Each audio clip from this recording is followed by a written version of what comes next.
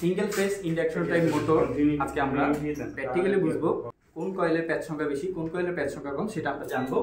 আমরা জানি না ফ্যানের ভিতরে কয়েল থাকে দুইটা, ফ্যান হচ্ছে single phase induction type motor. ফ্যানের ভিতরে কয়েল থাকে একটা স্টার্টিং কয়েল, একটা রানিং কয়েল।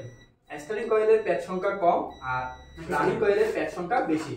এই আমরা চিত্রের মাধ্যমে বুঝতে পারলাম দুইটা কয়েলের ভিতরে এই দুইটা মাথা, এই দুইটা মাথা।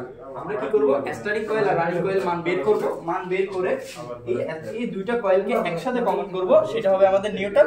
পরে আমাদের থাকবে স্টার্টিং কয়েল আর রানিং কয়েল। তার স্টার্টিং কয়েল আর রানিং কয়েলের মাঝখানে আমরা একটা ক্যাপাসিটর সংযোগ করব। ক্যাপাসিটর সংযোগ করব, সেটা হবে ফেজ।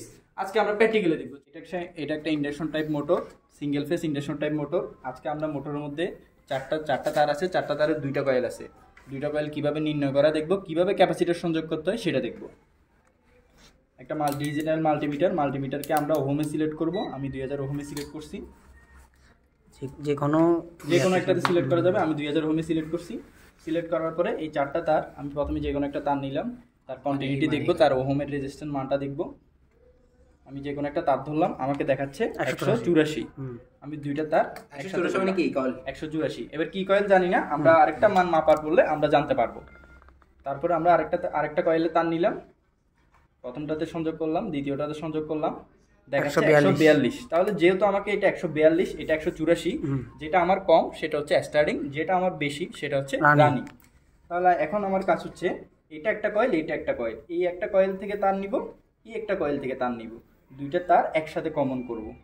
যে দুইটা তার আমি একসাথে কমন করব সেটা হবে নিউট্রাল। তাহলে আমার মেন হচ্ছে এটা উৎস হিসেবে আমি একটা 2 পিন প্লাগ ব্যবহার করছি। ফেজ নিউট্রাল নিব, এখান থেকে আমি নিউট্রালটা কমন করে দিচ্ছি। তাহলে আমার 2 পিনের নিউট্রাল কমন। ঠিক আছে,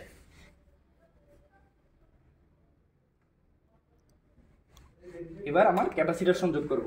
এটা হচ্ছে একটা ক্যাপাসিটর 3.5 মাইক্রোফ্যারাড ক্যাপাসিটর। এই ক্যাপাসিটরটা আমরা সংযোগ করব। তাইলে আমার নিউট্রালের কাজ শেষ। এখন আমার থেকে যে দুইটা কয়েল তার বাঁচি গেছে, সেই দুইটা কয়েল দেখব কোনটা স্টার্টিং কোনটা রানিং। আমি যেটা কমন করছি নিউট্রাল তারের সাথে আবার টেস্ট করে দেখব আমরা। তাহলে আমি প্রথম কয়েলের সাথে লাগালাম, যেটা আমি নিউট্রাল কমন করছি তার সাথে দিলাম। মোবাইলে দেখাইতে হবে 142 দেখাচ্ছে, মানে স্টার্টিং, তার মানে এটা স্টার্টিং। এবার স্টার্টিং কয়েল আমি পাই গেছি। স্টার্টিং কয়েলের সাথে ক্যাপাসিটর আব্বাকে লাগাই দাও। এই ক্যাপাসিটরের দুইটা প্রান্ত, দুইটা থেকে যে কোনো একটা প্রান্ততে দিব আমি। তবে আমার যে মেইন উৎসর ফেজ, উৎসর যে 2 পিনের ফেজ, এই 2 পিনের যে ফেজ, সেই ফেজটা আমি স্টার্টিং এর সাথে দিয়ে দিব। তাহলে ফ্যানটা ক্লকওয়াইজে ঘুরবে। যদি কোনো কারণে আমি এইটা ধরতে না পারি, তখন ফ্যানটা ক্লকওয়াইজে ঘুরবে না, উল্টা ঘুরবে। তখন সেক্ষেত্রে আমাকে খুলে আবার রিপিট চেঞ্জ করতে হবে। এখন আমি সংযোগ করলাম, প্র্যাকটিক্যালি আমরা লাইন দিয়ে দেখব আসলে ফ্যানটা ক্লকওয়াইজে ঘুরে কিনা।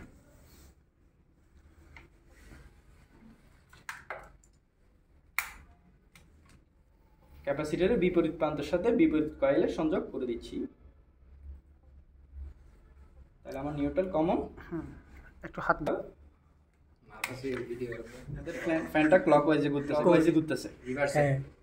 ঠিক আছে, তাহলে আমরা বাস্তবে প্র্যাকটিক্যালি দেখলাম কিভাবে ইন্ডাকশন টাইপ মোটর চেক করতে হয়, কয়েল চেক করতে হয়, ক্যাপাসিটর সংযোগ, এমনকি ক্লকওয়াইজে ঘুরতেছে কিনা।